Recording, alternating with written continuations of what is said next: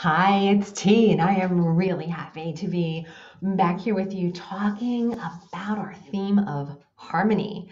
And if you caught last week's episode, I was talking about a dad that I had seen outside in Newtown, and I actually that very same day, hilarious as it is, I saw another dad. So this is going to be a tale of two dads. Okay. So this dad was inside of Tyler State Park, and I saw him and I observed him with his four children. Okay. Um, After I shot last week's podcast. And so he had four kids. His youngest was, I'm going to say like 16 months or so, 14 to 16 months old. And then his oldest was seven-ish, something like that. So four kids under the age of 8. And it was something that I wanted to bring to you because it illustrated perfectly something that gave me a lot of trouble for a while when I was studying energy and energetics. I would hear the lows support the highs. The lows support the highs. And so I'm thinking, like, okay, grief supports joy. I don't understand this. How does this work? Low energy supports high energy. And I have since come to a different understanding of it. And I'm going to share one part of that with you today just by taking another look at what was happening with that dad. He had these kids, very different ages, right? And they were, when I first saw them from a distance, they were all sitting eating a snack at a picnic table. And then as I approached, I noticed he was packing up and the kids were starting to get down from the picnic table and move away and move towards one of the fields. Um, and what I noticed is that the kids were moving at different speeds, which makes complete sense, right? You have a 16-month-old and a 7-year-old. They're going to be able to move at different speeds just from an ability standpoint. And then I could also tell, like between some of the kids, one of them was a little bit more reflective and walking over and seeing a bumblebee and, just really taking it all in. And the other one was running after something or running towards a flower, just very quickly moving. So they're all moving at different speeds. They're all doing different activities even. They weren't together. They were within, they were within a certain amount of space of one another, okay? But they were not all huddled up doing the same activity. Different activities, different speeds, even different intensities. You could tell. One of the kids was very, very go with the flow. Another one of the kids was intent on something, but still and really observing. And another one was intent and louder and faster. And so there were all these different energies, and the dad was, he was finishing up, packing up the snack, and he was very much in connection and in observation of all four of these kids. They had some idea where their next destination was. They were making their way to get to it, like very different paths they were taking, different speeds. They were finding different things along the way, but there was some communication and some shared vision that he had, I'm guessing, shared with them before they all got up, so that they all clearly knew where they were going next and what their next destination was. So he was very much a part of that orchestration, right?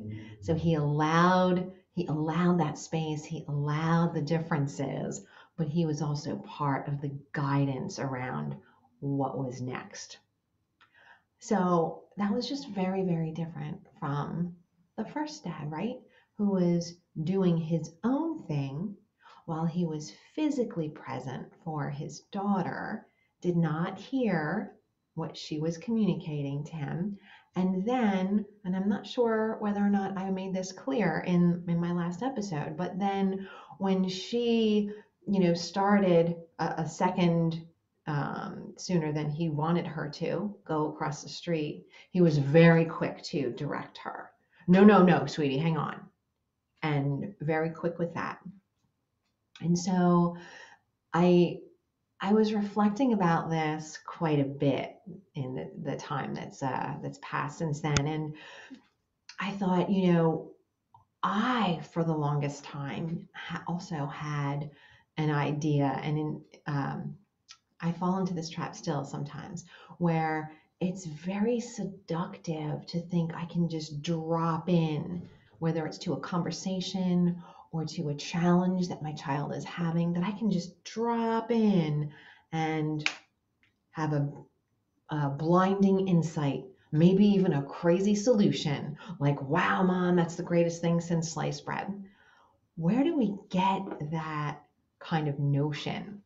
And I know we all have different answers to that. We might get that kind of notion from something that we remember from our families. For me, I was reflecting that I remember when I was in my early mid 20s, I was a management consultant for a very big accounting firm on their consulting arm, and it was a fantastic job for me at the time. But one of the things I remember is that being on those jobs, I would be on the team that was interacting day to day with the client. Okay. And I would be very intimately aware of the challenges we were coming up against, et cetera, et cetera. And sometimes, depending on the project, not all partners were the same, but there would be, I remember one partner who really did not take in all of the observations and all of what we had to share, really preferred to kind of drop into the meeting, hear a little bit from the client, and have the solution like they knew, and then just like drop in. And it I'm not going to say it never worked, because it was kind of a pattern that was repeated because it worked for that particular partner, but it would send the team into like a tailspin. It would, like, the client would say like, oh yes, yes, yes, let's run off in this direction. And then there would just be all of this angst and anxiety and all of this negative feeling and compression, like we were in a tight timeline then for the team. And if I look at the two dads, right? I look at the first dad who was not present like that partner, right? He wasn't present. He just, you know, dropped in for a moment and oops, gotta save you from danger. I'm gonna save the day here. Versus the other dad who was present the whole time. And so nothing was going to surprise him.